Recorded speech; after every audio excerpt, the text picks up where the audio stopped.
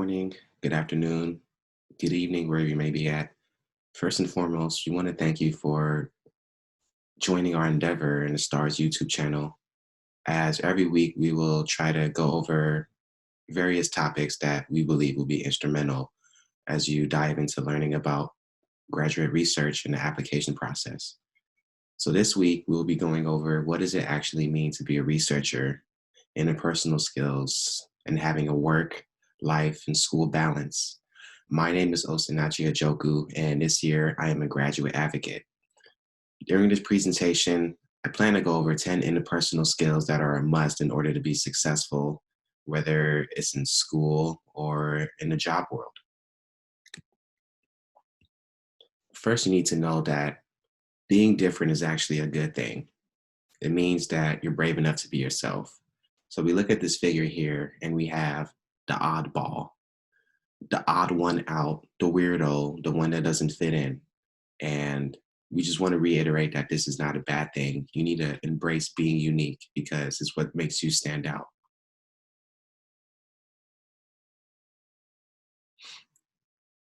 So interpersonal skills are attributes that are used to understand what motivates employees and how to use your knowledge to achieve the best results. In order to start using these interpersonal skills, we have to go over a few things first. Number one, stop thinking about normalcy, especially in the COVID-19 era where the new normal and that phrase is being touted around. In my personal opinion, the word normal doesn't exist. The worst one can do is to compare themselves to others. Go back to the previous slide that we showed. You're unique, right? You don't need or have to fit in with others. Be yourself. And this will actually lead to self-empowerment. You have to learn how to embrace your individuality. Love what you love without worrying about judgment. And as you will see in time, this will lead you down a road of just self-empowerment and self-confidence and building up your self-esteem. So before we go on into our 10 different interpersonal skills, I need to say that these interpersonal skills are attributes that are used to understand what motivates employees and how to use their knowledge to best achieve, how to use that knowledge to achieve the best results.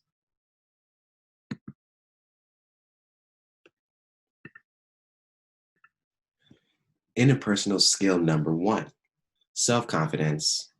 And I'm a big fan of etymology. I like to break down words into the root meaning so we can get a more thorough understanding of what the word actually means.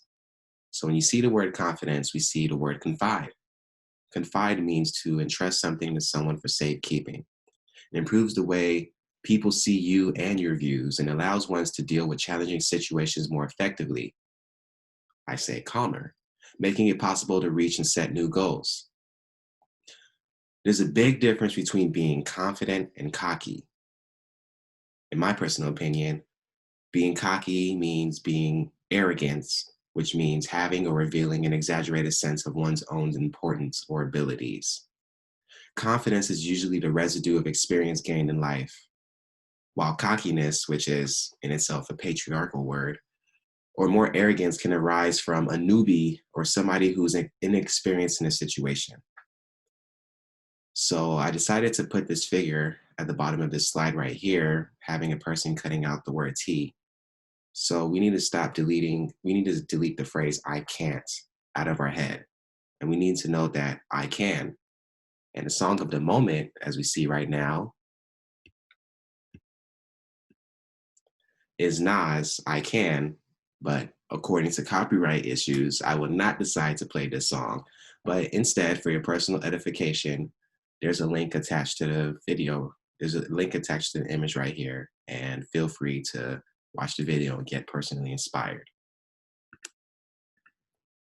Number two, interpersonal skill that we're going over is work ethic. And it's not a surprise that most high achieving persons have high work ethics. Just think about it. So ethics or moral philosophy is a branch of philosophy that involves systemizing, defending, and recommending concepts of right and wrong conduct. What exactly does work ethic related to? Well, we can actually divide it into three different strands, with the first being professionalism. Professionalism is the way you present yourself through your appearance and the way in which you treat others. The second is respectfulness, working under pressure and exercising grace, maintaining diplomacy. Whenever you have a hard task and it seems like the world is going to end around you, think about how you handle that situation. Respectfulness. And the third is dependability. You think about things such as punctuality, uh, delivering on time, or the 7P principle. Proper preparation and planning prevents piss poor performance. This shows a strong commitment to business. This actually shows that you mean business. Respectfulness, in my opinion, will take you the furthest. When things hit the fan, your colleagues and your coworkers will remember that you stayed cool, calm, and collective, not the person who frantically burst and just couldn't handle a tough situation. Don't be that person. Number three, relationship management. You can expect to be asked to manage relationships either with colleagues, partners, or even significant others. In a work environment, relationships based on respect and mutual trust will go a long way, especially between a student and advisor. Okay? In your personal life, you might be asked to deal with the long distance relationship or even a short distance relationship. And you need to understand that relationship management can have an effect on your work as well as how you're seen and how you're perceived to others. The fourth interpersonal skill that we're going over today is receptiveness to feedback. Welcome to the real world where any and everybody is allowed to be critiqued in any in any action that one does. Yes, I thought of that myself. Being open to feedback can actually help one grow professionally and personally. It's very important to learn how to listen without responding. In an academic arena, one must think of feedback as constructive criticism, no matter how harsh the language. So now I point you to this figure right here in this slide. And let's say we have a situation where somebody buys some fish from a store and they bring it home to their roommate. And we have two different scenarios that can play out. The first is negative criticism, where the person tells their roommate, "Your fish stinks." Or we can have constructive criticism, where the person says, "No, let's ask my roommate to be more careful the next time he buys fish." So constructive criticism, negative criticism. And the third point right here, learning to listen without responding, is really important because when we get criticism, the first response is usually emotional. And when we're dealing in an academic or professional arena, we don't want to have immediate emotional responses. The fifth interpersonal skill is body language. And here I linked a video where there's a retired FBI agent and he talks about body language. And he tells you that you can understand what most people are thinking about at a moment, depending on their body language, whether they're interested in you, whether they want to keep up a conversation, or whether they're actually even interested in the conversation. So facial expressions can determine how you're feeling, and eye contact, posture, tone of voice, and gestures all reveal your attitude and approach to the situation.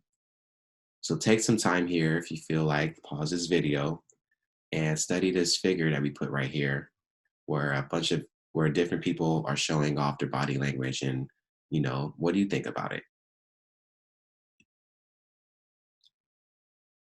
Here we have body language, uh, body language etiquette per se, and we're showing lips. So on the top right here, people sometimes bite their lips when they're worried, anxious, or stressed. Is that you? I know for sure that's me.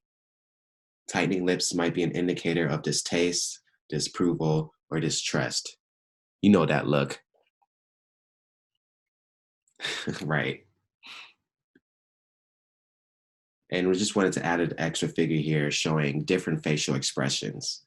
So when you see these different faces, what's the first thing that pops out at you?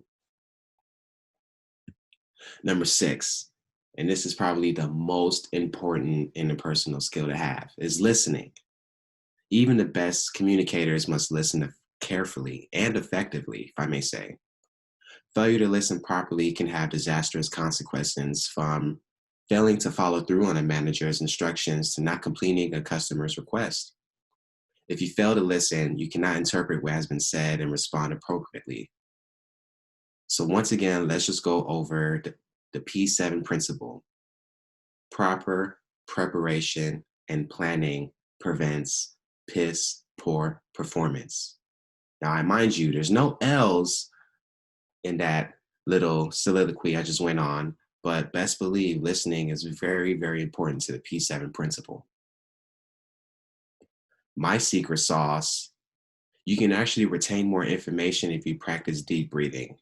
There's been some studies that have said that when you hold in your breath longer and take inhales, you're actually able to retain more information during the inhale process relative to exhaling. So it's just something to keep in mind.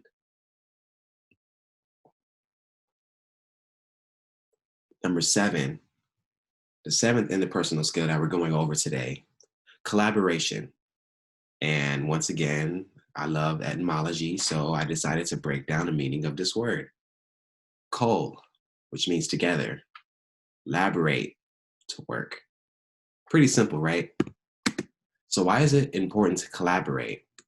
Successful collaboration requires the ability to cooperate and respect each other.